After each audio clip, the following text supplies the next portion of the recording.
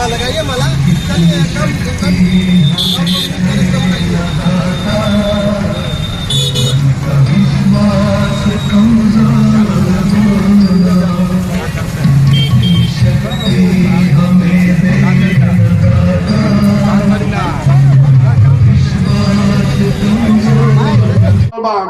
लइकन के शरीर पर कपड़ा नहीं ख्या तना गरीबी बा। हम अभी गांव से रुआ आ रहल बानी, मतलब एके आदमी राजा आ बाकी सब प्रजा, एके गो घर पक्का के लौका तो सब आदमी झोपड़िए में रहता करीब करीब। तो ये दशा बा का है, ये दशा बिहार में इसलिए है, खाली रावरे गांव के बात नहीं थे। हम आज 62 दिन हो गए पैदल चलो, जौने गांव में जाता में यह दशा बा। हर जगह यह बुझाता कि हई गांव सबसे गरीब बा, अगला दिन देखो तो लोग अरे भाई तो ओकरो से ज्यादा खराब बा। यह दशा बा बिहार में। आदमी कहता ऊपर की भारी विकास हो गई, नीतीश कुमार कहता कि इतना विकास हो गई कि अब करे के कुछ बाकी नहीं है बिहार में। जब हम पद यात्रा शुरू करत रही तो से पहले नीतीश कुमार हमरा के बोलन, मीडिया में देखले हो 2 घंटा बात भई। नीतीश जी कहलन कि भैया काहे की सब बखेड़ा कर रहे हैं, हमारे साथ ही रहिए। पहले भी हमने के संग ही रही जा कि संगे आप रहिए, हम लोग मिलकर करेंगे काम, सब काम हम बहुत विकास कर दिए हैं। हम उनको कहे ए सर 2015 में और मदद कैले रही जा, महागठबंधन जीत के आयल रहे, बिना मतलब के वो चल गए भाजपा में, अब फिर भाजपा से पलट के आ गए अब लालू जी के साथ। तो क्या भरोसा बा फिर लागल जाये, फिर वो पलट जाये कहीं दूसरी जगह चल जाये। ऐसे फिर अब सियार तरकुल के नीचे ना आई हो। अब तय कह ले बानी की नेता आ दल के साथ काम नहीं करे के। देखी 10 बरिस हम काम करत रही, देश के बड़ा बड़ा नेता, बड़ा बड़ा दल जरा प्रधानमंत्री बने के बाद, मुख्यमंत्री बने के बाद, वो आदमी आकर हमसे पूछता है कि भैया चुनाव कैसे लड़े के बाद मदद कीजिए। आप पूछता ही नहीं है, उसके लिए बहुत रुपया देता था। इतना रुपया वो सोच ना सकी, 2-4 लाख ना, 2-4 करोड़ ना, सैकड़ों करोड़ रुपया मिलता है खाली बताने के लिए। 2 घंटा बताई तो उतना रुपया ले तो इतना। लेकिन फिर जब तय कहीं कि ना अभी काम नहीं करे के, आदमी पूछता नहीं भैया इतना पैसा मिलत रहे, इतना में नाम रहे, काहे काम छोड़ देनी। काम ऐसे छोड़ देनी कि देखनी कि भाई अगर कोई के मदद करके वह चुनाव जिता देता नहीं तो उसे नेता तो जीत गई, दल जीत गई, जनता नहीं खे जीतत। तो अगर भगवान शक्ति बुद्धि देले बारन कुछ तो बुद्धि के उपयोग ऐसे करी कि जनता के भला हो को, यही से वो काम छोड़ दे। अब तय करिए बानी कि अब जनते के साथ रहे के बाद, जनते के काम करे के बाद। आज हमरा के जाना था 10 बरिस में जेकरे हाथ पकड़ ले बानी कोई चुनाव हारले नहीं आज तक। तब की हाली जनता के, बिहार के जनता के हाथ पकड़ ले बानी, लोगों के हारे ना दे, करे कि जनता ढूंढ के निकाल। 2015 का अगर आपको स्लोगन याद है तो उसी 2015 में 7 निश्चय का भी स्लोगन दिया गया था, नीतीश के 7 निश्चय। ठीक है, उस 7 निश्चय में 7 जो बातें कही गई थी, अगर उसको आधा सुधा भी लागू कर दिया गया होता तो बिहार की स्थिति आज बहुत अलग होती। उसमें पहला जो निश्चय था वो ये कहा गया था कि हर बिहार के हर बेरोजगार को, 18 साल से 35 साल के हर बेरोजगार को जब तक रोजगार नहीं मिलेगा तब तक उसको 1000 रुपया कम से कम हर महीने सरकार की ओर से मिलता रहेगा। अब आप यहाँ बैठे हैं, आप पत्रकार हैं, आपको स्लोगन 14-15 का याद है, तो आपको ये भी पता होना चाहिए कि वो किसी को मिल रहा है कि नहीं मिल रहा। यहाँ तक मेरी जानकारी आज तक किसी को 1 रुपया नहीं मिला। उसी 7 निश्चय में ये भी बताया गया उस स्लोगन के साथ कि स्टूडेंट क्रेडिट कार्ड करके एक योजना बिहार में शुरू की जाएगी ताकि 12वीं के बाद पढ़ाई के लिए किसी भी परिवार को अपने बच्चों की पढ़ाई पर खर्च न करना पड़े। बैंकों से 4% के दर पर बिना किसी गारंटी के लोन मिल सके ताकि लोग उस तरह के कोर्स कर सके जिससे उनको रोजगार मिले। ITI में जा सके, पॉलिटेक्निक जा सके, इंजीनियरिंग कर सके, मेडिकल कर सके, नर्सिंग कर सके, पैरामेडिक्स कर सके। तो उसमें कितने लोगों को आपके क्षेत्र से स्टूडेंट क्रेडिट कार्ड मिला है वो भी आपको जांचना चाहिए।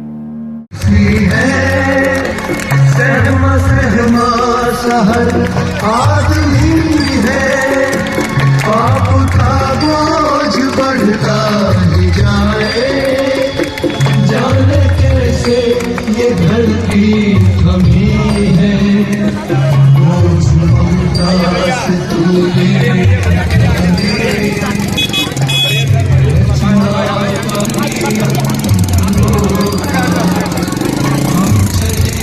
आगे आइए ना, आगे आइए भाई।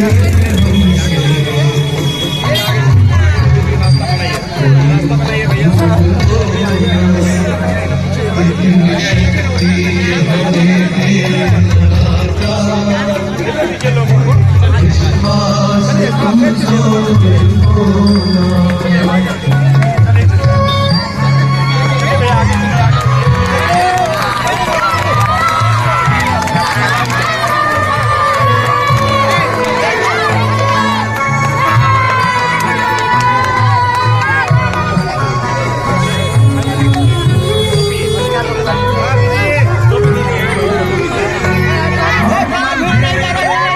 बनाइए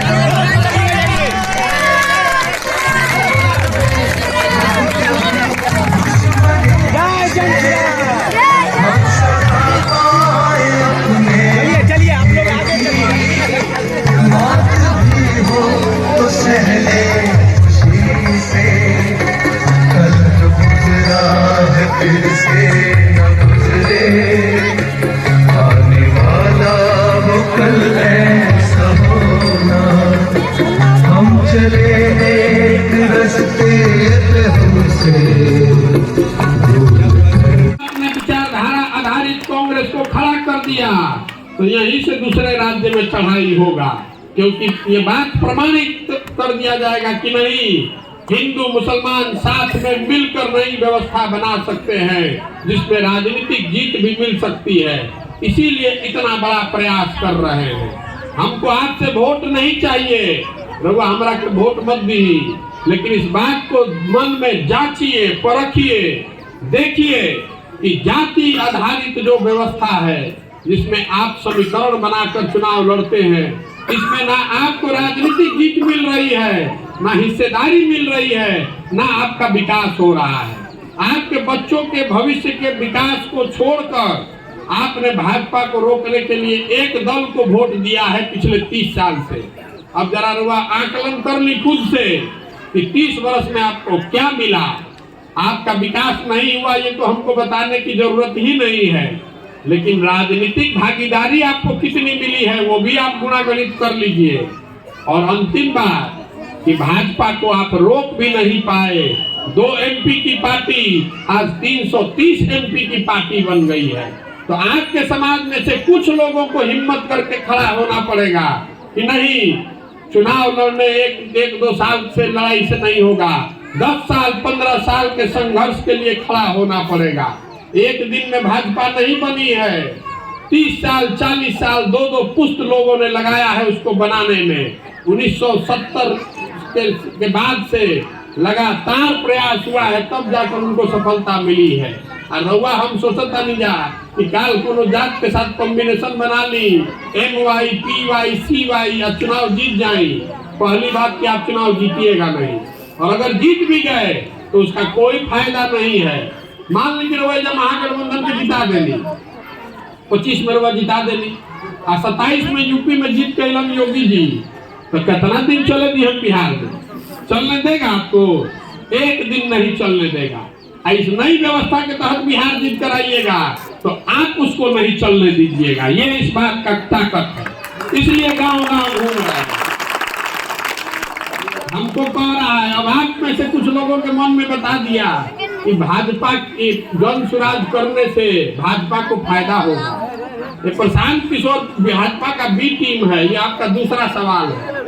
आपको हमने अभी बताया कि क्यों महागठबंधन का प्रयोग ठीक नहीं है, क्यों आपको विचारधारा आधारित एक नई